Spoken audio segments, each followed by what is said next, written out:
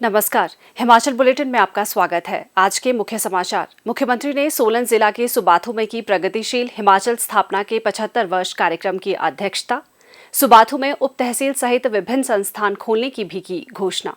सोलन विधानसभा क्षेत्र के कंडाघाट में 145 करोड़ रुपए की विभिन्न विकासात्मक परियोजनाओं के उद्घाटन और शिलान्यास। और अब समाचार विस्तार से। हिमाचल प्रदेश के अस्तित्व में आने के 75 वर्ष के उपलक्ष्य में प्रगतिशील हिमाचल स्थापना के 75 वर्ष समारोह के अवसर पर सोलन जिला के कसौली विधानसभा क्षेत्र के सुबाथू में एक भव्य कार्यक्रम आयोजित किया गया।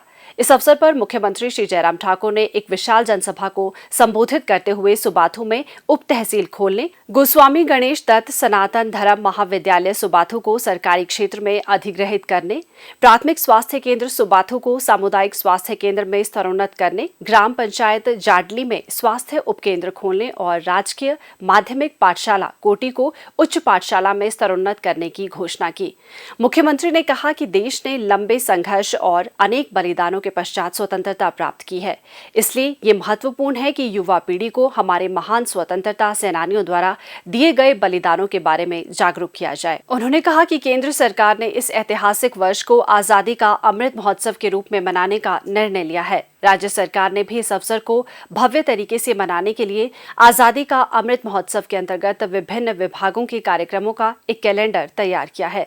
श्री जयराम ठाकुर ने कहा कि विगत 75 वर्षों में हिमाचल प्रदेश का सभी क्षेत्रों में समग्र विकास हुआ है। राज्य के गठन के समय प्रदेश में केवल 301 शैक्षणिक संस्थान, 88 स्वास्थ्य संस्थान, 240 रुपए प्रति व्यक्ति आय और 228 किलोमीटर सड़कें थी, जबकि वर्तमान में 16,124 से अधिक शैक्षणिक संस्थान, 4,320 स्वास्थ्य संस्थान, 2,01,854 रुपए प्रति व्यक्ति आय और 39,500 किलोमीटर से अधिक सड़कों का जाल है। मुख्यमंत्री ने कहा, हमने उस चीज को देखा, हमको हैरानी को इस बात को लेकर के पांगी घाटी में एक नदी को पार करने के लिए उस वक्त घास का पुल था।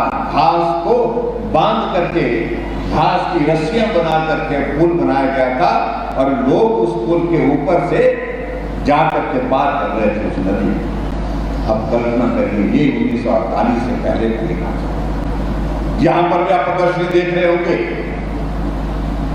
चंबा में रावी नदी को पार करने के लिए भैंस की खाल को उसमें हवा डाल करके उसको बांध दिया जाता था, पूरा उसको फैला दिया जाता था और उसको पकड़ करके आदमी उस रावी को पार करता था, उस नदी को पार करता था। और बिजली कहां थी? बिजली तो कुछ शहरों में थोड़ी बहुत आई थी। 1948 के दौरान कुछ घरों में बिजली होती थी और बाकी तो छोड़िए, हम अपने जीवन में देखते हैं कि मैंने 5वीं तक की पढ़ाई जब तक की है तब तक के लिए चूल्हे के पास बैठ करके रात को वहां बैठ करके पढ़ाई की है, लालटेन से पढ़ाई की है, जो लैंप होता था जो देर से जलता था उससे पढ़ाई है। मैं इन बातों के इसलिए मैं जिक्र करता हूं कि नई पीढ़ी के लोग यहाँ पर सोच रहे हैं यार ये फालतू की बातें क्यों कर रहे हैं, इन सारी चीजों से क्या लेना है। ये इतिहास है, इस इतिहास को हमको समझना है, जानना है और इस यात्रा का जब हम जिक्र कर रहे हैं तो इन बातों का हमको रहना चाहिए, जानकारी रहनी चाहिए कि कब किस प्रकार की परिस्थितियां थी। जब सड़कों का जिक्र आता था मुझे लगता है कि स्वाभाविक रूप से हमारी बात अधूरी रहेगी। हमें जिक्र करना चाहिए, हमें याद करना चाहिए, अगर हिमाचल प्रदेश में गांव के लोगों का भीख को उतारने का सबसे ज्यादा किसी नेतृत्व ने काम किया, ये श्रेय हमारे देश के यशस्वी पूर्व प्रधानमंत्री रहे अटल बिहारी वाजपेयी जी को जाता है, जिन्होंने प्रधानमंत्री ग्राम सड़क योजना को शुरू किया। आप कल्पना करिए, अटल जी ने उस वक्त इस बात को महसूस किया कि प्रदेश के पास साधन बहुत सीमित होते हैं, मैदानी इलाके में सड़क बनाना सरल है, लेकिन पहाड़ी इलाके में सड़क बनाने में पैसा बहुत लगता है, समय बहुत ज्यादा लगता है।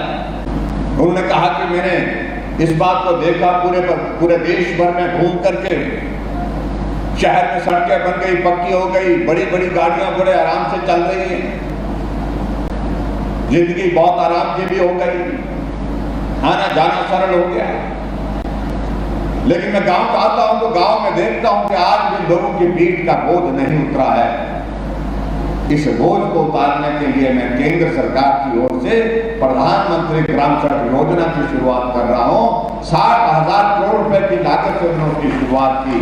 और आज मुझे इस बात की खुशी है, हिमाचल प्रदेश में अगर हम जिक्र करते हैं कि 39,500 किलोमीटर सड़क बन करके तैयार हुई है, 39,500 में से 20,000 किलोमीटर से ज्यादा सड़कें प्रधानमंत्री ग्राम सड़क योजना की हैं, जो अटल जी की देन है, उनकी एक सोच है। इसलिए मैं समझता हूं कि अटल जी को एक बार उनको उस योगदान के लिए हमको जोरदार ढंग से उनका अभिनंदन करना चाहिए।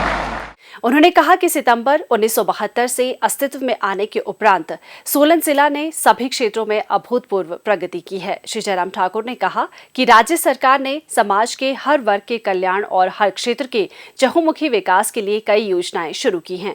उन्होंने कहा कि गृहिणी सुविधा योजना के तहत प्रदेश में 3,32,000 से अधिक महिलाओं को निःशुल्क गैस कनेक्शन प्रदान किए गए हैं।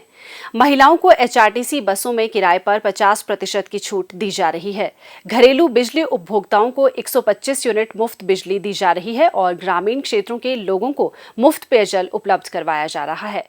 समारोह के दौरान हिमाचल प्रदेश के 75 वर्षों के गठन पर आधारित थीम सॉन्ग प्रस्तुत किया गया और राज्य के गौरवशाली इतिहास तथा उपलब्धियों पर सूचना एवं जनसंपर्क विभाग द्वारा निर्मित एक वृत्त चित्र भी दिखाया गया।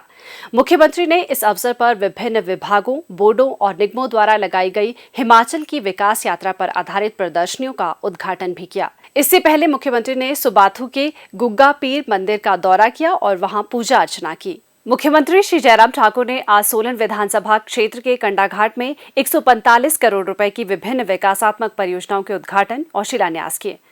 मुख्यमंत्री ने क्षेत्र में स्वास्थ्य सुविधाओं को सुदृढ़ करने के लिए एक एम्बुलेंस को भी हरी झंडी दिखाकर रवाना किया। इसके उपरांत मुख्यमंत्री ने प्रगतिशील हिमाचल स्थापना के 75 वर्ष समारोह के अवसर पर आयोजित कार्यक्रम में एक विशाल जनसभा को संबोधित करते हुए कहा, हम हर क्षेत्र में आगे बढ़ते हुए यहां तक जहां पहुंचे हैं, इसमें मैं एक बात मैं जरूर कहना चाहता हूं, अगर इस यात्रा में सबसे बड़ा योगदान किसी का रहा तो वो हिमाचल प्रदेश की जनता का रहा, आप सब भाई बहनों का रहा। इसलिए हम इस योगदान को किसी और को डेडिकेट नहीं कर रहे हैं, हम हिमाचल प्रदेश के उस मजदूर को डेडिकेट कर रहे हैं जिसने मजदूरी करके हिमाचल की प्रगति में अपना योगदान दिया है। हम उस अध्यापक को डेडिकेट कर रहे हैं जिसने हिमाचल प्रदेश में स्कूलों में जाकर के बच्चों को पढ़ा करके उनको आगे बढ़ने के लिए प्रेरित किया है। हम उन डॉक्टर, इंजीनियर्स और इसके साथ साथ में समाज में चाहे वो पुलिस कर्मी है, चाहे वो दूसरे विभाग में काम करने वाले लोग हैं, उस किसान को, उस बागवान को डेडिकेट कर रहे हैं। ये 75 वर्ष का ये कार्यकाल का विकास का ये सफर, ये यात्रा, जिनका योगदान बहुत ज्यादा रहा है। भाइयों और बहनों, आप सबके आशीर्वाद से हिमाचल प्रदेश में पिछले 4.5 वर्ष से ज्यादा यानी कि 4.25 वर्ष का कार्यकाल होने लग पड़ा। हमारी सरकार को आप सबका सहयोग मिला, आप सबका साथ मिला, उसके लिए मैं आप सबका हृदय से आभार व्यक्त करता हूं। आदरणीय नरेंद्र भाई मोदी जी के नेतृत्व में जहां देश मजबूती के साथ आगे बढ़ रहा है, उनके नेतृत्व को और मजबूती देने की आवश्यकता है। और हम हिमाचल के लोग तो सौभाग्यशाली हैं, आदरणीय प्रधानमंत्री नरेंद्र भाई मोदी जी का बहुत अपनापन हिमाचल के लोगों के साथ है। जब भी वो हिमाचल का जिक्र करते हैं, सदैव इस बात का जिक्र करते हैं, जब मैं हिमाचल आता हूं मुझे लगता है कि मैं अपने घर आया हूं। ये वही व्यक्ति कह सकता हूं जिसके दिल में हिमाचल के लिए वो स्थान है। सोलन के लिए कॉरपोरेशन मांगी, कॉरपोरेशन दी। सोलन के विकास के लिए जो पैसा मांगा, हॉस्पिटल के लिए पैसा मांगा, वो पैसा दिया। सड़कों के लिए पैसा मांगा, सड़कों के लिए पैसा दिया। पेयजल योजना के लिए पैसा मांगा, उसके लिए पैसा दिया। हर तरह से जो मदद हम कर सकते थे वो हमने करने की कोशिश की और आने वाले समय में भी आप सबके लिए हम मदद करेंगे। जो डिग्री कॉलेज ममलीग में, शायरी में मांगा गया है, इसको हम स्वीकार करेंगे। हिमाचल बुलेटिन देखने के लिए सब्सक्राइब करें YouTube channel IPR Himachal, follow करें ट्विटर @DPRHP, लाइक करें Facebook page information and public relations department Himachal Pradesh, visit करें वेबसाइट www.himachalpr.gov.in। इस अंक में इतना ही। कल फिर होगी मुलाकात। दीजिए इजाजत। नमस्कार।